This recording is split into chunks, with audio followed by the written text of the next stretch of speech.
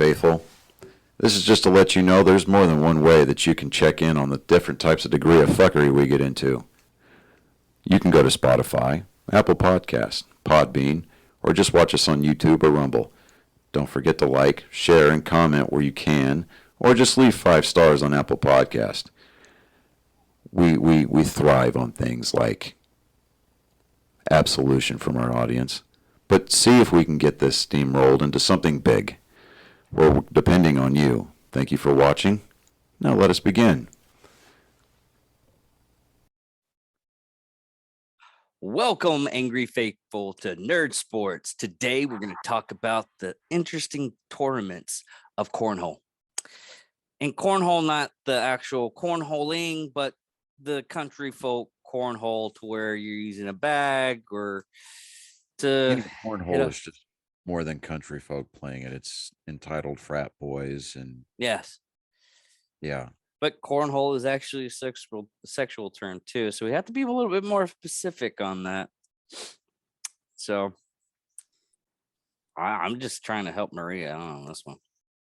No, even though she's blind in one eye, she doesn't need any help having that picture painted for her. Yes, I know. Okay. So I got an interesting email today. I'm a T-Mobile customer, right? Mm-hmm. And on Tuesdays, T-Mobile does like freebies or giveaways for their customers. Uh-huh. Today, as a T-Mobile customer, I was able to redeem and now have MLB.TV, which is the premium package, free for the entire season. That's $130 value. Nice.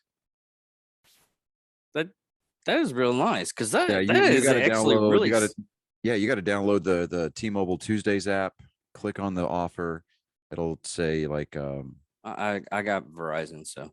Oh well, never mind. Well, for those of us who don't pay through the nose for cell phone service, you download the Tuesdays app. You click on the offer, go to redeem, and then open. It'll have you download the MLB at Bat app. And then you just, if you don't have an an account, you'll have to create one or you sign into your account.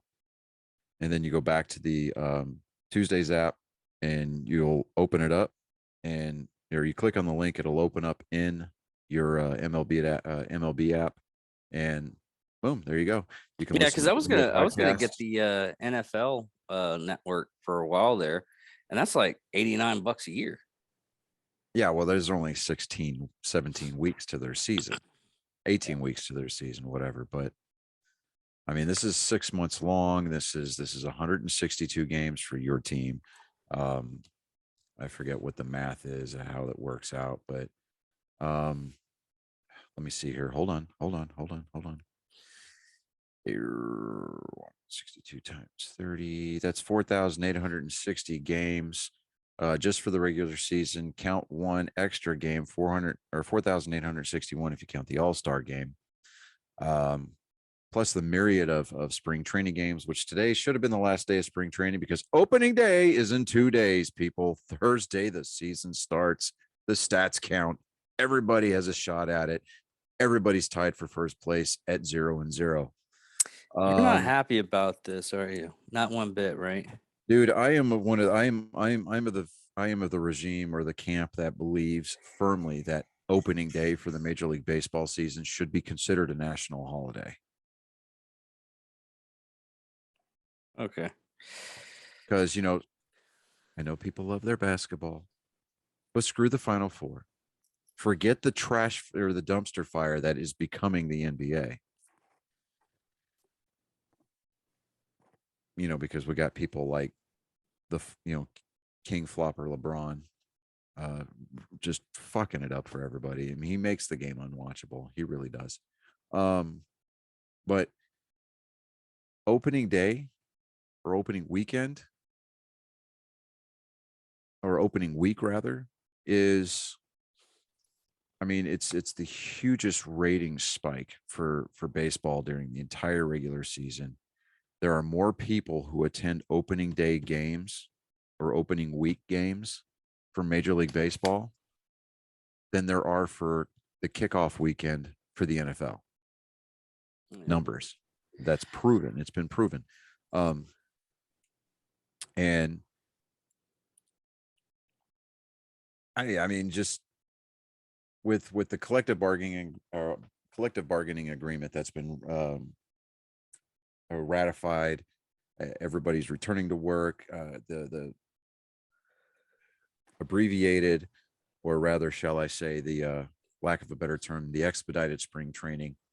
Everybody's just itching and ready to go. A lot of players that normally show up to camp out of shape, get in shape during camp, they showed up in shape because they didn't know, what the players union was going to do. They didn't know what the owners were going to propose. But look for, normally I would have had something prepared for for today, for this week's show, because I mean it's the opening day show, basically. Let me see here. And it's episode 51. Yeah. Plus, it's episode 51. Every year 51. We should start talking about and shit. We ought to have like what's his name, that Acropolis guy or whatever it is. Acropolis. Yeah, aliens. Oh yeah. I know I just like butchered the shit out of his name, but it is what it is. I had a guy on the show that watched that stuff religiously and just believed heavily on that stuff. Mm-hmm. It's kind of interesting, but I don't know. Yeah, but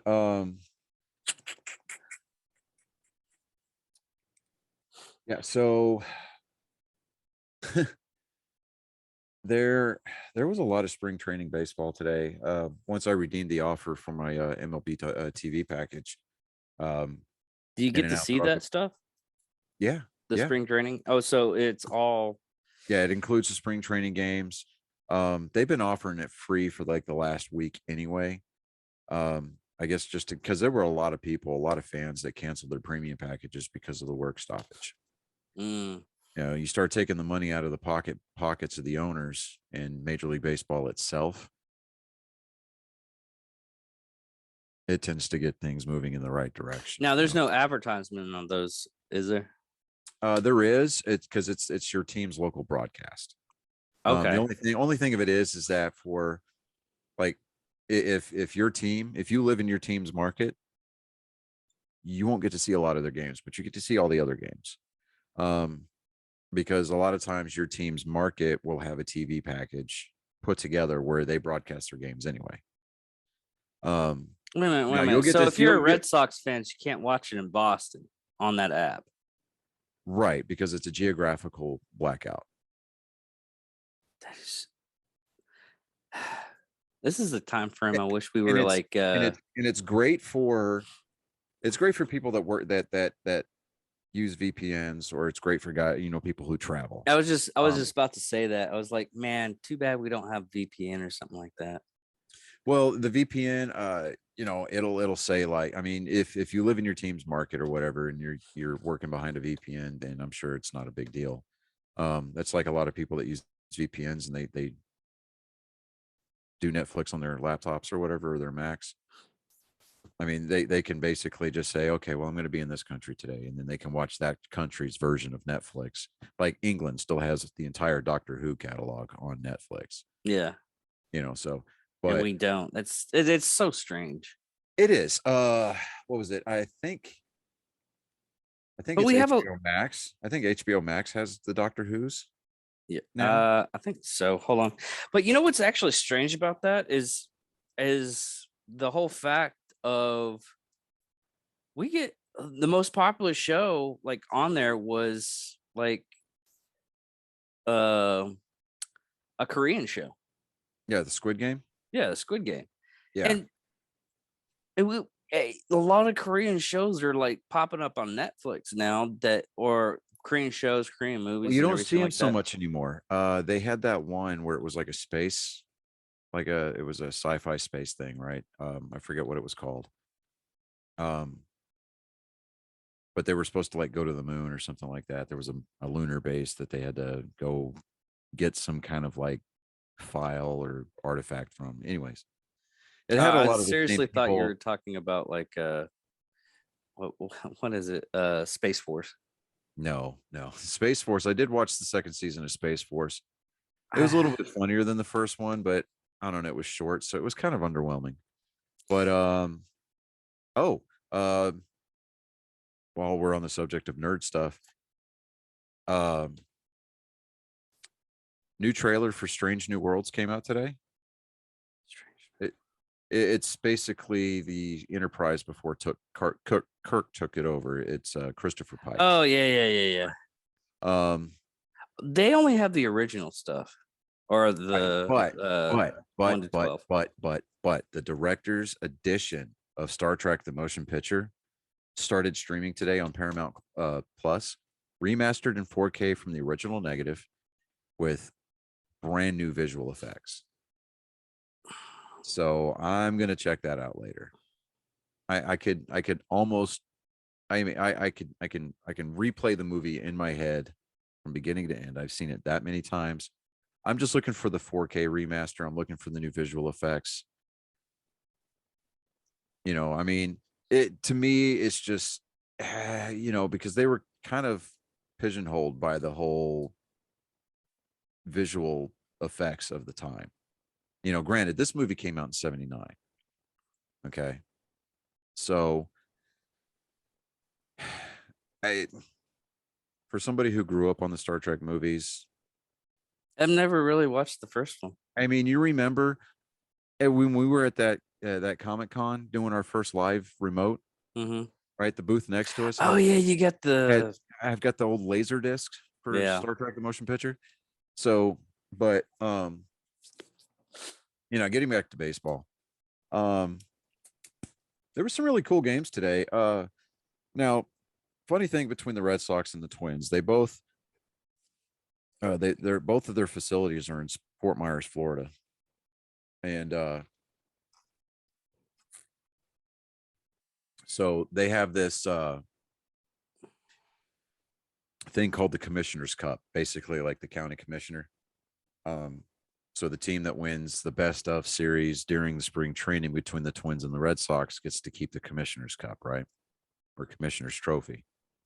Well, today was the tiebreaker game. And the Red Sox were up like 1-0. And then the Twins kind of exploded for 6 runs, took the lead for most of the game. And then in like the 6th inning or 7th inning, the Red Sox came back in very grand fashion. They ended up winning today and took the Commissioner's Trophy 6-10. Now, what does that get them in the long run? Getting the commission? It's nothing. It's just bragging rights until next spring. Okay. So because today was the last spring training game, so you saw uh-oh.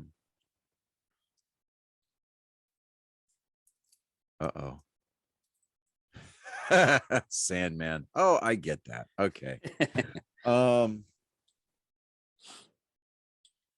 With the towards the end of spring training, you start to see a lot of the starters, a lot of the people that you expect to be on that opening day starting roster, a lot of the regular season regulars, see them playing through the entire course of the game. You start to see starting pitchers go further into the game because they're trying to get stretched out. And you really start to see what the other, what the clubs are going to kind of be expected to do.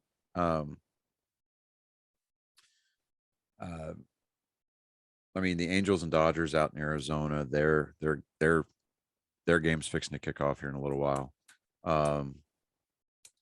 Cardinals beat the Marlins 7-0 today. The Mets got blanked 14-0 by the Nationals. The Pirates. Now, is it like okay, like most preseason games and everything like that? I know for the NFL, is it just like to where they're just using the newer players first and hope they don't get hurt, or how's that work No. out? You're going to see your regulars. You're going to see your stars. You're going to see your guys that have got contracts for the big league club. They're going to be the ones that you see start the game. And depending on what the game situation looks like, the longer that, the further you get into the game, you're going to start to see those guys come out of the game. So that way they don't risk injury going into the opener. You're going to start seeing a lot of these guys that are still with the teams that aren't expected to make the team, but they're there anyway until the minor league season starts. So they're just in there getting reps, but they're facing big league pitching, right? So it's actually really, really beneficial, not only for the players as far as an experience standpoint, but it also gives the clubs another opportunity to kind of see what their players are going to do, because I mean, a lot of these hitters are coming in and they're taking at bats against guys that are going to be on the big league roster for the opening of the season. You get to see how they perform against that caliber of pitching, what their strike zone discipline looks like, what their base running is looking like, what their defensive skills are going to look like. It just gives the front office of these big organizations just another opportunity just to kind of say, all right, get out there, kid, show me what you got, and we'll reevaluate you, going into minor league season. Are you gonna be double A, you can be triple A, you're gonna be high A ball, that kind of a thing. It's more or less just a showcase for the minor leaguers that are still with the club before they break camp. Spring training is spring training. Those stats do not count at all, period. Any home runs, extra bases, strikeouts, things of that nature do not count toward the career totals for the players that participate in these spring training games at all, period. They are exhibition games, more or less. On the expedition games, which is really strange on them. Yeah. What's really strange on those, because I know like most sporting events do that. I just don't get why. Like the NFL, the NHL, even the friggin' NBA, Major League Baseball. I mean, these exhibition games are at the beginning. It's their preseason. So you're coming in off the off season. A lot of guys aren't exactly up. I mean, they're in shape, but they're not up to par with what they need to be, right? So it gives them a chance to knock the cobwebs off from their off season. Kind of like a mulligan type. Not deal. necessarily a mulligan. I mean, because if you didn't have spring training, you're going to get guys come in and they're going to get hurt because they're not stretched out, and they're going to be expected to go 9 innings for 6 months. You gradually work these guys into game shape, because there's a difference between being in shape and being in, game shape. Okay. So, I think we've had this conversation like 3 or 4 times. We have. And I think that your ADHD has just kind of gotten the better of you. And you've even admitted that you kind of check out whenever we're doing this show.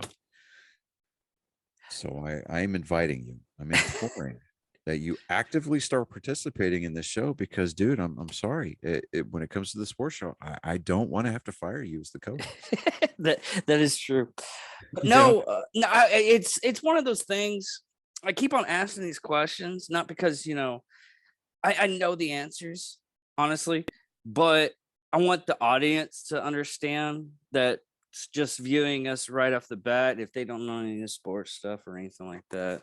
Okay, so disclaimer, real quick disclaimer. If our listeners are coming in and they're getting their introduction to the sporting world via me, i.e. us, I want you to put your phone, your earbuds. I want you to pause whatever broadcast that you're listening to. If you're in your car, pull over. If you're at home, go find a mirror. And I want you to look yourself in the eye. I want you to stare into the depths of your soul and ask yourself a singular burning question. What the fuck am I doing with my life? Okay. But it's also a lot of people that actually love sports and everything. They don't get that initial reason why. Sometimes they just like to watch. Don't get into the in depths of it. Humans by nature are very competitive species, and I don't know. I mean, I see the attraction of football. I guess I kind of sort of understand the attraction of basketball to an extent. Or the cheese wheels Hockey. competition. The what? The cheese roll Oh, the competition. cheese wheel competition. Yeah. Oh, that's just That is those are some. just drunk Englishmen looking for a good time on the weekend. And if you are listening and you are a member of, well, if you're a subject of the Queen, my opinions are mine and mine alone. They do not directly reflect those of Angry Meat Production. And if you still are butthurt after that, well, then bugger off. Nah, I just like to say Bugger one off. thing about that. Yogon. I Yeah. just want to say one thing about that. The fucking Boston Tea Party. We started it. We finished it. So fuck off.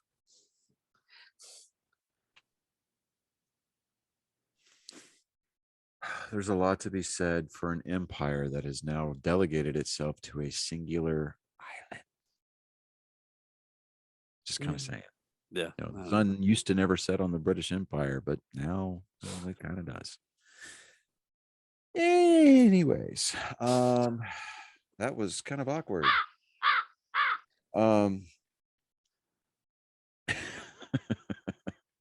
So, I mean, but as far as like, opening day, I mean,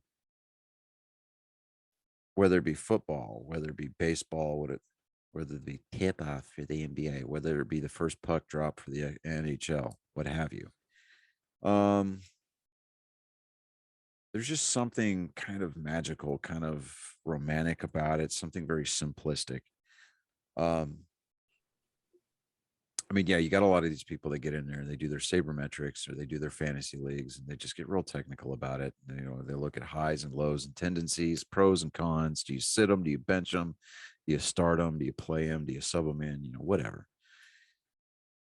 You boil it down to its basic chemical composition. And I'm just going to kind of do my opening day monologue. Kind of on the fly here.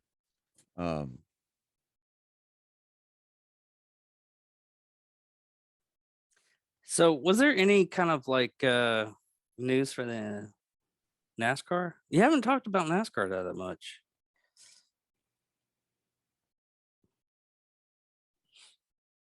Yeah, give me just a second here.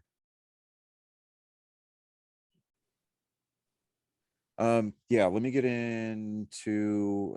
I actually got to watch a hockey game last night for the first time in a very long time because I do the Hulu Plus bundle with Disney or whatever.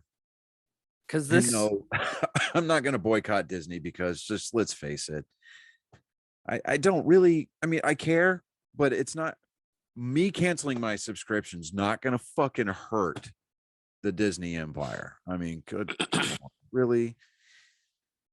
Yes, if we speak loud enough in a more united front, they might actually do something about it. No, they won't because they've been trying to shove their woke politics down our throats for years.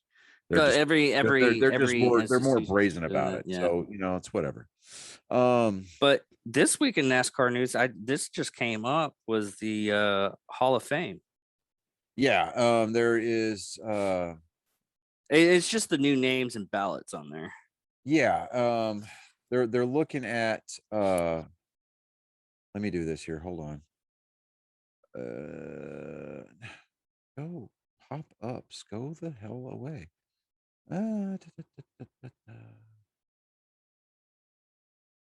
Now, is NASCAR's Hall of Fame like any of the other sports we have to You stay have to away be from retired for a minimum of 5 years. So it's the same as every sport. Yeah, almost. basically. Because the Undertaker got Hall of Fame this week. Yeah. Yeah. I mean, and he did his last. It's hard to believe that he's had his last match 5 years ago. Yes. But Stone Cold Steve Austin apparently wrestled in his last match this weekend at WrestleMania at Jerry We World. should have been a long time ago, honestly. But he ended up winning. Yeah. It was a in-depth. He won. Yes, let's put it that way. Yeah, so the new names for the 2023 class for the NASCAR Hall of Fame. We're looking at 5 nominees. Let's see here. Let's start with the landmark award for outstanding contributions to NASCAR, adding Lisa France Kennedy, NASCAR's executive vice chair, to the ballot. Janet Guthrie, Alvin Hawkins, Why Mike is she at? Helton. Wait a minute. Why are they putting up a VP? She's part of the France family. So the France family started NASCAR. Okay. Okay. So, I mean, she's done something to contribute to the sport that has had a lasting positive effect. So Mike Helton is on there. Mike Helton used to be the president of NASCAR. Very, very visible face. He was the guy that announced the death of Dale Earnhardt after the 2001 Daytona 500. He was really popular with fans for a while there. And then Brian France, Bill France's son, kind of got involved and just kind of, there was a ratings drop off for a few years there, caused Mike Helton to step away from the sport. But voting class for the 2023 is scheduled, class of 2023 is scheduled for May 4th. 2 inductees will be chosen from the modern era ballot, which includes Neil Bonnett, Jeff Burton, Carl Edwards, Harry Gant, Harry Hyde, Matt Kenseth, Larry Phillips, Ricky Rudd, and Kirk Shelmerdine. Now, if 2 are going to be chosen from the modern era, my picks, honestly,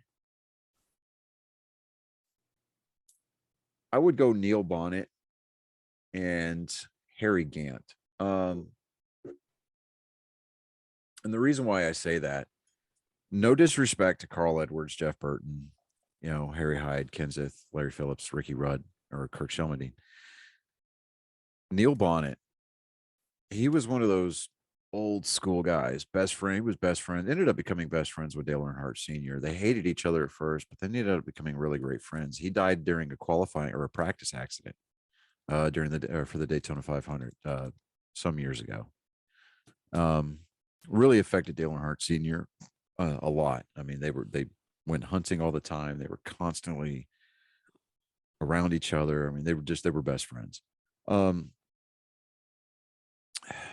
He was really kind of a hard-nosed racer.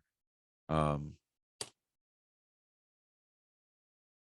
as far as Harry Gant's just one of those legacy names. I mean, growing up, he was constantly getting mentioned on the TV broadcast. He was usually running top 10, top 15, or if not up at the front. He used to run the Skull Bandit car. If I'm not mistaken, it was just he was just one of those names that I just grew up remember hearing all the time, and he was just a really easy kind of a driver to root for. Well, it's one of those things. He was actually good at his job, and he was actually likable. Yeah, he was a likable driver. Now next year, I would say Jeff Burton, Matt Kenseth. Because next year also too. What about that lady driver? Because she, what was it, like 2-3 years ago? Talking Maybe. about Danica Patrick. Yeah. Hardly Hall of Fame material. Hardly. You know, The highlight of her NASCAR career is she led a green flag lap at the Daytona 500. She was the only woman to ever do it. Okay, big deal. She never won a race ever. I don't even think she came close to sniffing victory lane. Not to take away from her talent as a driver as a whole, because she got out there and she ran IndyCar. She won an IndyCar race in Japan. but she's more of a TV personality. I mean, let's just put it that way. I think at first when she was brought into the sport, I think it was done as a as a rating stunt. Like, oh, okay, hey, look here, she's this like beautiful driver, and to be completely honest with you, it was just a ratings grab. Um, she started gathering a fan base. People actually enjoyed watching her race. I had a chance opportunity on a number of occasions, just for the number of races that I used to go to in person. Got to hear her on the radio, Mm-hmm. and it was never her fault. I mean, and anytime there was something wrong with her car, instead of talking to her crew chief to try to help her make her car better, she would scream and yell and just like bitch and complain. And So she it's would hold her kind of own out one there. She was like a mid pack, if not maybe like a yeah. She was a mid pack racer. I mean, that was about it. so Um, more or less like real life with women. you're gonna get me in trouble. No, I'm But gonna get myself in trouble. all right, so let's see here. There's also going to be uh, one will be elected from the 5 names to the Pioneer Ballot. Now, these are people that, um, again, it is what it is. They pioneered the sport. Okay. Um, Sam Ard, AJ Foyt, Banjo Matthews, Herschel McGriff, and Ralph Moody. Um, Sam Ard is a pretty popular name.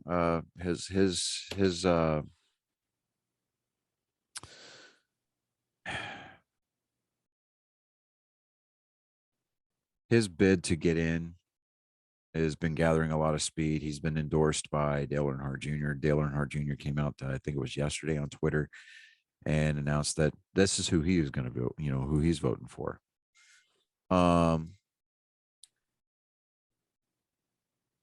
So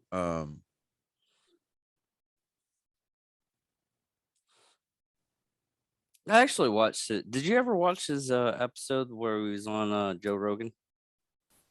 Dale Earnhardt Jr. Yeah.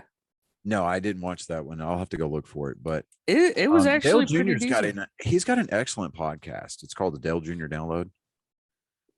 And he invites people from racing into his race shop, right? Because he owns an Xfinity team, the JR Motorsports. Mm-hmm. He's got a studio in there. Um, and it's not always people that he ever got along with or was friends with. I mean, he brings people from every spectrum of the NASCAR community. He's had F1 racers in there, IndyCar racers in there. He's had crew chiefs. He's had tire changers. He's had drivers. He's had team owners come in there.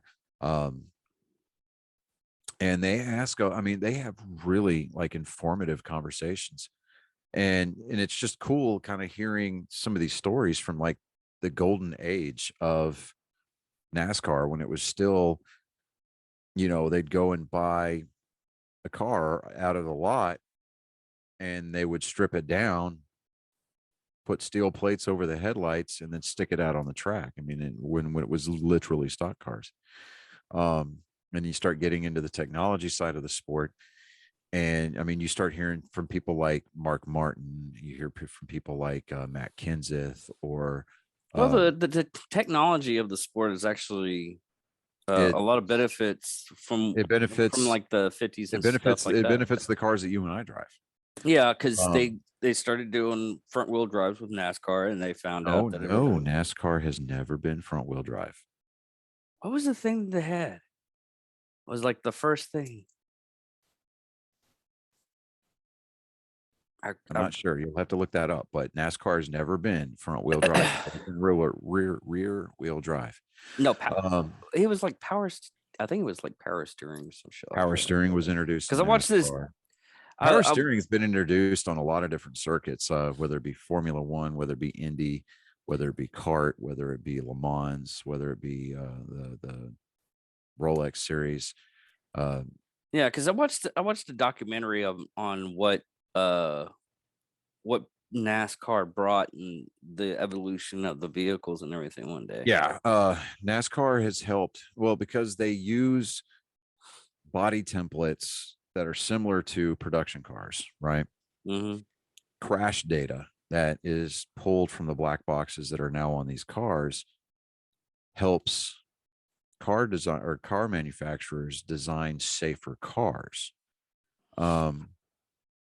Yeah, it's an expensive pain in the ass when you wreck your car, but like with my wreck, for example, I should not have walked out of that. You saw my car. Okay. Um, and I shouldn't have walked out of that at all, period. Yeah. But with the way that the safety features in that car were designed and the way that that car was designed to crumple, it dispersed the energy of the impact enough to where all I got out of it was some glass shrapnel in my ear, a concussion, and like a minor case of whiplash and Yeah. just a sore body, and that's just with a 1 point safety harness. I mean, with the 1 point seatbelt, the normal shoulder belts, right? So, um, you know, for example, with this tragic and untimely as it was, the death of Dale Earnhardt Sr. really catapulted safety being a paramount priority in the sport. They started requiring Hans devices, which is head and neck restraints. Okay. They developed the safer barrier, which is a collapsible wall inside of the concrete, on the inside of the concrete retaining wall of these tracks. Yeah. Roll cage reinforcements. I mean, with this next generation car that they've got now, it's composite bodies, singular hub, singular lug nuts on the hub. And then, Never, I've always wondered why they didn't like for most cars just make a singular lug for the tires. um, a lot of that is because you try to go find you need to go try and find a lug wrench for one lug nut. Singular lugs are about that big around. Okay. We're talking about 3, maybe 4 inches. Okay. And require an incredible amount of torque in order to mount the wheel to that, Okay. Yeah. Okay, to that the, makes sense. to the car. 5 lug nuts, 4 lug nuts is usually what you see. Sometimes you see 6 lug nuts on, a lot of the production cars you see, cars and trucks that you see out there. Like my Cobalt had 4. My Ford Edge has 5.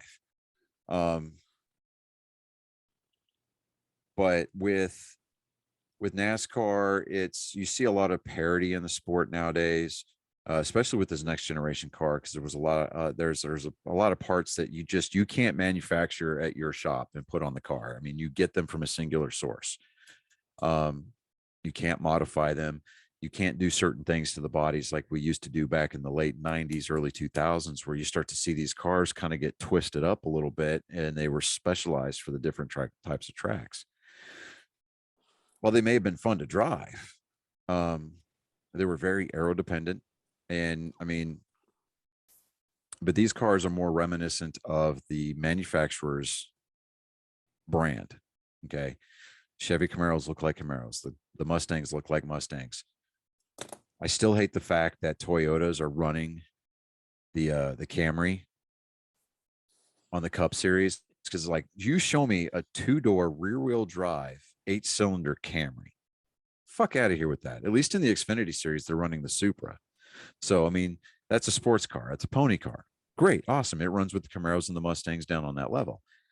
Do that shit up there, up on the Cup side, but, all that aside, it's, I don't know. And it's been an entertaining season so far. We're 8 races into it and we've got 8 different winners.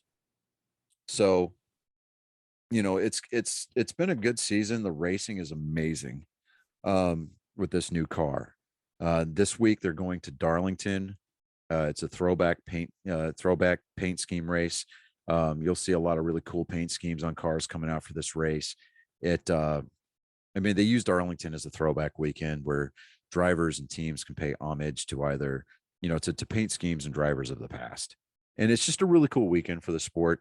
Dale Earnhardt Jr. himself he usually schedules himself one race or two races a year with his Xfinity team. Mm-hmm. He's racing this weekend in the number 88 car for JR Motorsports over at Darlington. So that's going to be a cool race to watch. I always loved watching Dale Earnhardt Jr. run. I mean, I know he wasn't the most successful driver as far as like wins were concerned. He never won a championship like his dad did. But I mean, I rooted for him anyway, and I loved the guy. I really did, and I still do. So I root for his Xfinity team, on Saturdays, and I love rooting for Hendrick Motorsports on Sunday. So even though I'm a Ford driver, I still root for the Chevy teams, or that particular Chevy team, just because growing up for me, it was Richard Childress Racing, and then it was Dale Earnhardt Incorporated. Because when Dale Sr. died, because before Dale Sr. died, he started his own race team, and he gave Steve Park, Michael Waltrip, Dale Earnhardt Jr. their starts in the Cup under his own team. So I mean, it was really weird. Like the year after Dale Earnhardt Jr. retired, it was like there wasn't an Earnhardt on the track to root for. I mean, yeah, there's Jeffrey Earnhardt. He races in the Xfinity series. He's okay. I mean, I follow him on Twitter, and I mean, he's more of an outdoorsman kind of a thing. But I don't know. It's just not the same, and we don't have the same type of old school drivers out there like the Jeff Gordons, the Earnhardts. We don't have, a lot of those like old school guys, and even to an extent, Jimmy Johnson at the height of his career, which next year, funny enough, next year he will be eligible along with Chad Knaus, who was his crew chief during those 7 championships. They're eligible for the Hall of Fame next year. That's so weird. Right? And I'm just like, has it been 5 years since Jimmy Johnson retired? Like, surely it hasn't. I mean, I think it's only been 3, maybe 2, because I know last year Jimmy Johnson, he went to IndyCar and he ran a partial season or partial schedule running the road tracks in IndyCar. This year he's running a full schedule because they just did an IndyCar race down at Texas Motor Speedway. He finished 6th, which was his best finish ever in the IndyCar series. It's not going to be too much longer before we start seeing his name in victory lane for the IndyCar guys. Now, is he going to get out there and compete for titles on the IndyCar side? Maybe not. Who knows? Jimmy Johnson's a smart guy. He'll get it figured out.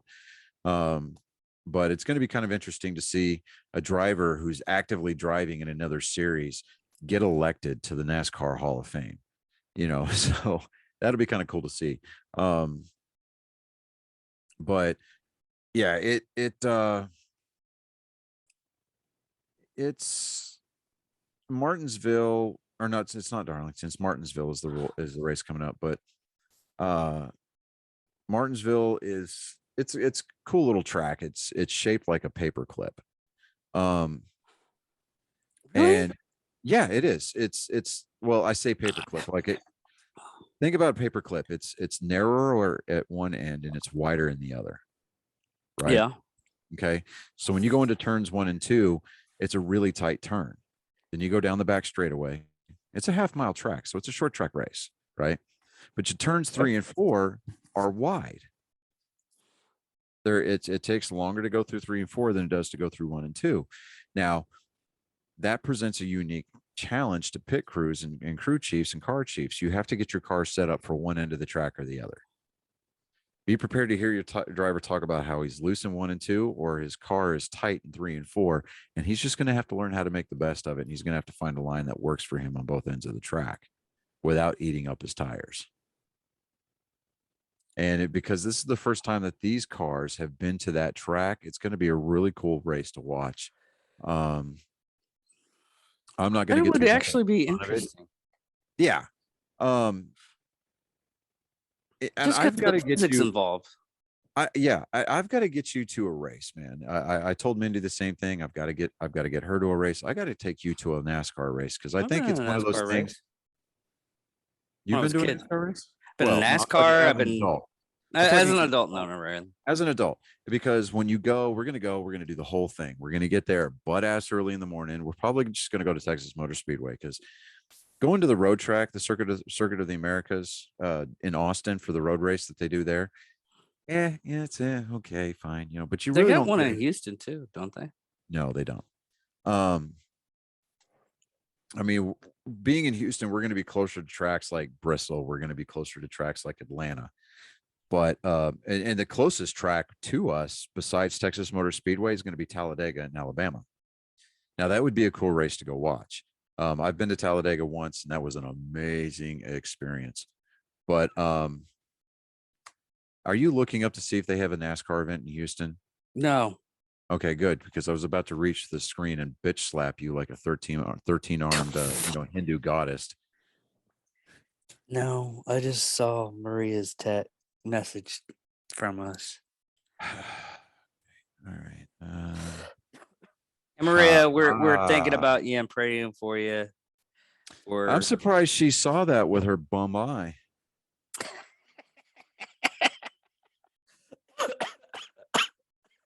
my God, that's fucking hilarious.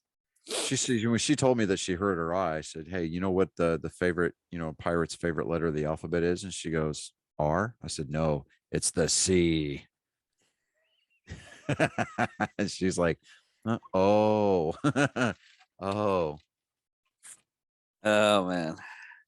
But anyway, so yeah, that's gonna be fun. I was trying to think here. Let me see here. Kyle Busch last weekend. They've got rules for these cars. You cannot modify the cars. You can't do certain things to the cars. Well, he got penalized for having tape on his grill. Now, what that does is that reduces the amount of air coming in to your car. Okay.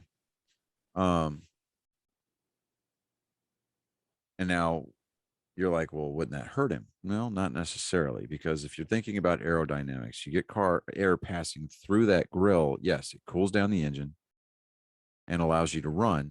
Allows you to run a little bit harder because your engine's not overheating. Yeah. But if you put tape on the grill, tape on the grill traditionally creates downforce, front downforce on those cars, which allows them to turn better through the turn, right? It affects the y-axis. Yeah, but you're going to overheat your engine because not necessarily. Not necessarily. As long as you're running out front, you got fresh, clean air going through what's left of your grill opening. You're not going to you're going to run a little bit hotter, but you're not going to blow your engine because it's overheating. So let me see here. So what they did is they made him come back down pit road and remove the tape. So that cost him a lot of track position. That cost him a lot of time, cost him a lot of positions, right? So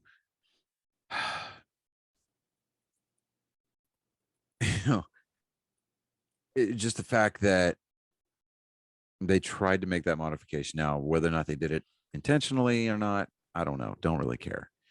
I've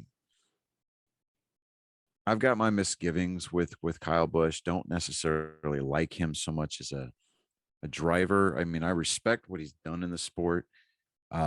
Isn't the same guy that was having like troubles last season with the other driver? Kyle Busch is always butting heads with somebody. He's always making remarks. He's always trying to piss somebody off.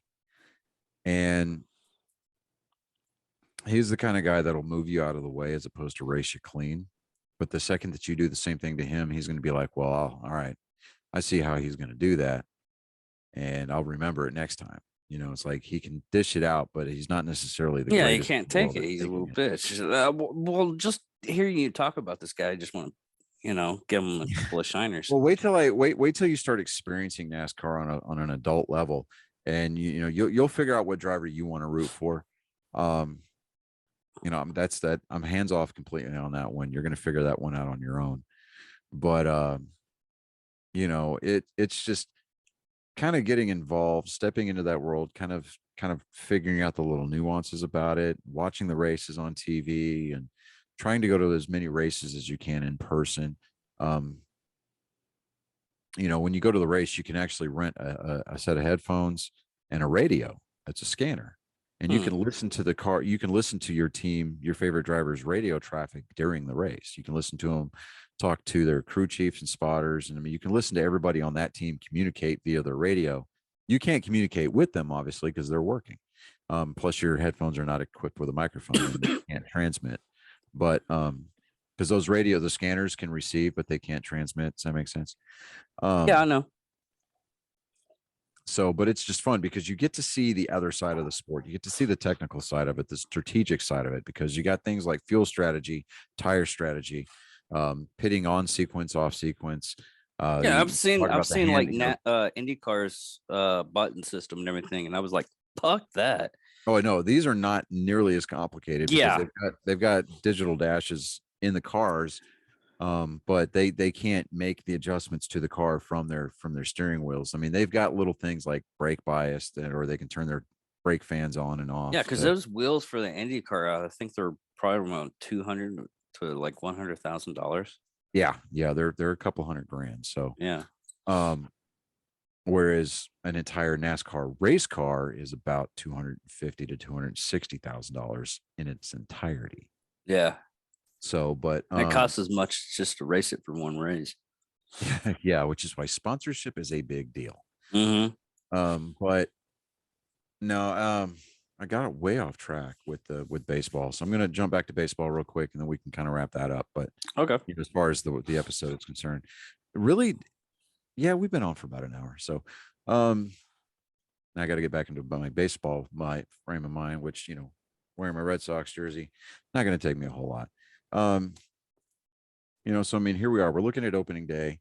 We're staring it down the barrel, and it's an exciting time as a baseball fan. Not necessarily just a fan of the Red Sox, but just a fan of baseball.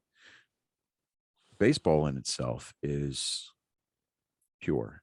The game itself is pure. You've got rules. You've got personalities. You've got governing bodies that try to taint the game, try to tweak the game, try to enhance the game because they think that it will continue to grow under their tutelage.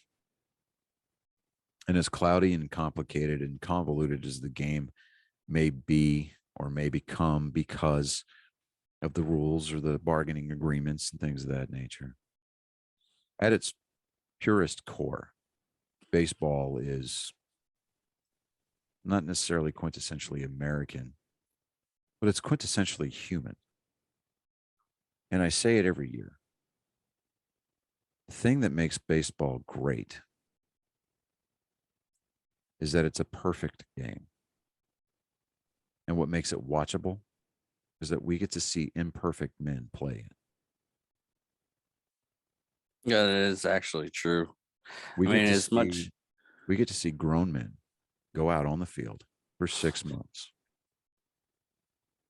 trying to live out their childhood dreams of winning a World Series.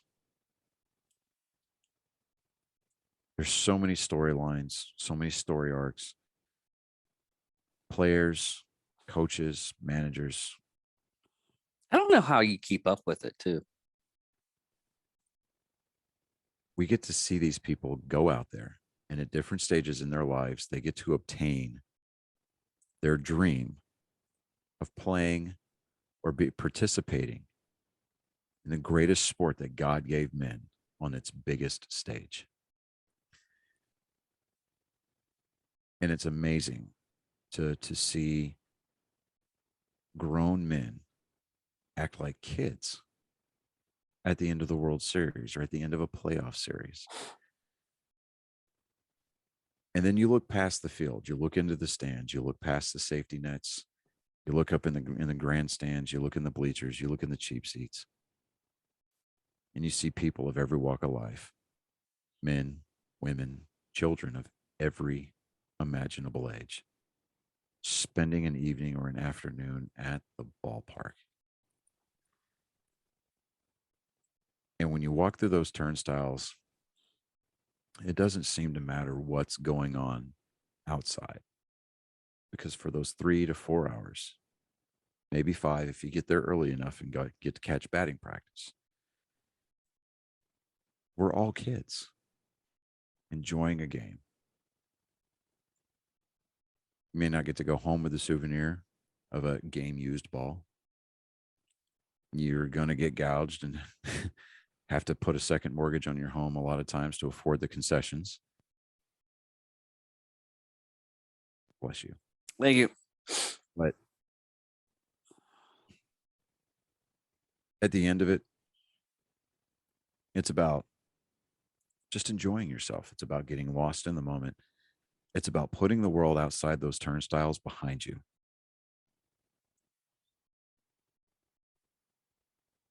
I used to joke that the zombie apocalypse could break out and Patient Zero could be running around in the parking lot.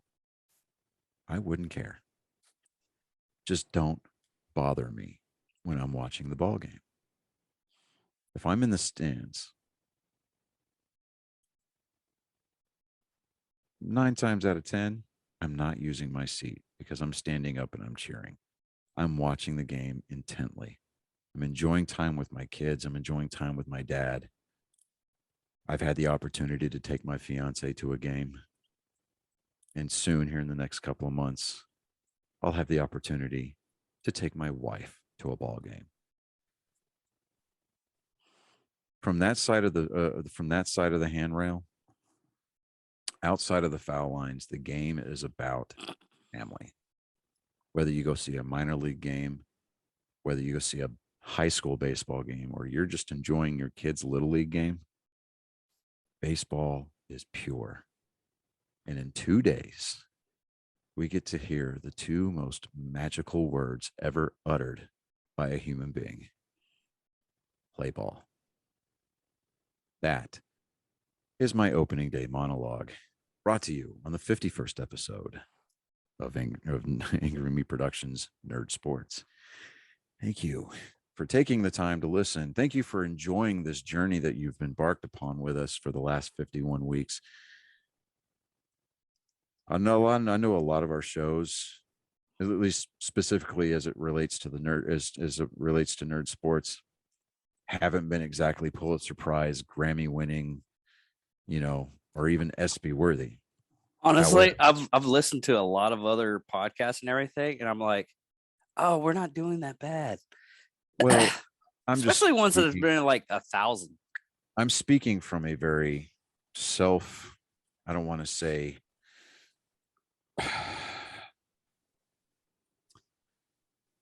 I'm my own worst critic. Okay? Yeah. So very rarely will I go back and listen to our shows. I know I should because it'll help our listen count, our listeners, our play count or whatever, views, listens, what have you. I just don't. We're actually a lot popular on compared to like YouTube and everything. I wouldn't even look at the YouTube stuff. I look at it, it's like, okay, we got this.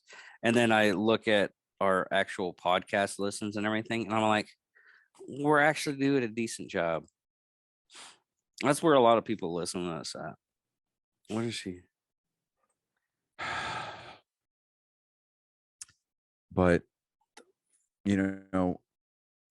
it's humbling, because we look back and we see, I see when you get the shows uploaded, Nerd Sports episode, week 52 is going to be coming up this week, or, next week. And I'm like, man,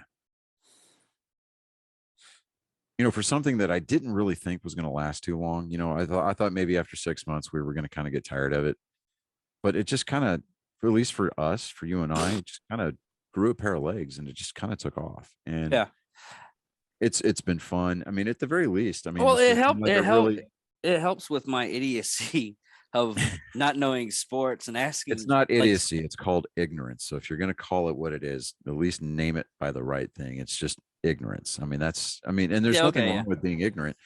I mean, because there's a lot of people that are ignorant to a lot of things. Hell, I'm ignorant to a lot of things. But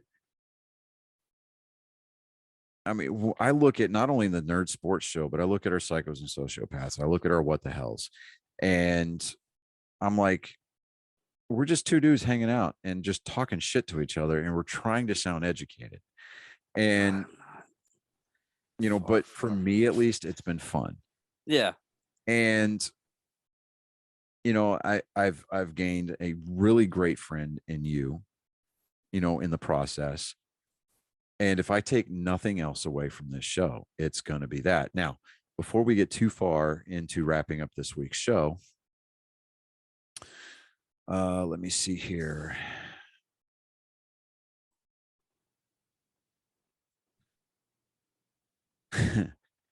It is time. As soon as he answers his text.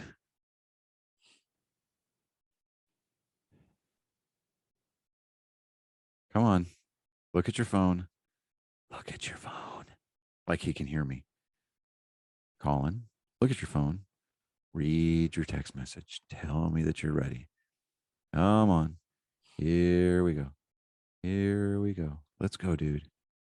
Come on, come on, come on, come on, come on. You know what? I'm just going to call him.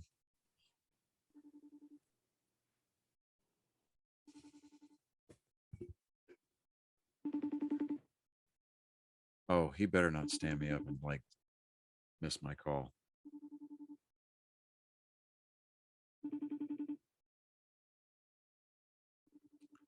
Bro.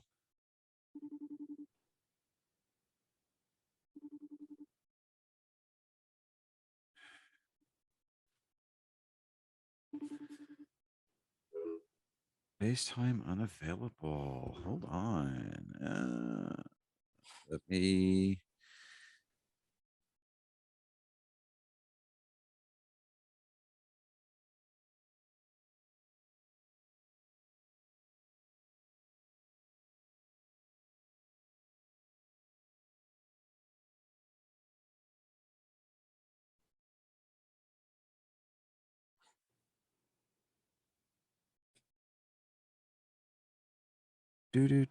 Oh, there he goes.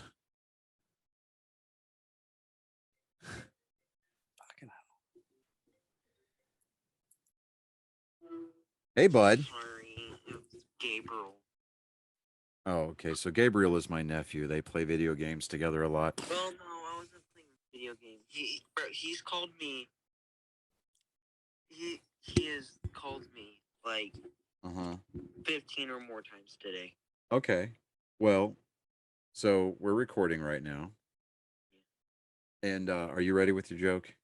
Yeah. Okay, give me just a second. Let me give you the proper introduction here. Ladies and gentlemen, I present to you this week's episode or installment of Joke Time with Colin. A hand job from a single mom. A milkshake.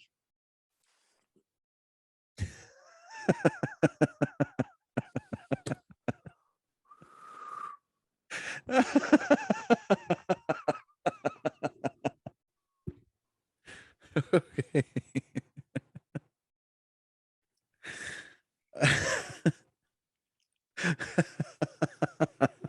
All right. On that note, I'm David Dickerman. Wait. All right, bud. I'll talk to you here a little bit, okay? Okay. All right, I love you, buddy. Love you. Later.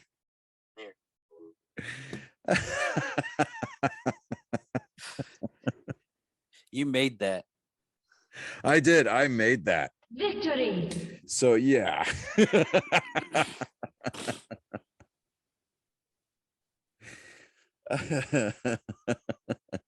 A hand job from a hot MILF or from a hot mom, a MILF shake. Yes, sir. Okay. He's going to be 13 this month. Yeah, I will God. officially have another teenager on my hands. Is it? Yeah, it is 13 when they turn teen. Yes, hence the teen at the end Yeah. of the Yeah, third, okay. 13. Yeah. Okay. I'm Johnny Skelton. I'm David Dickerman. Thank you for watching Nerd Sports, episode 51. 51. Victory!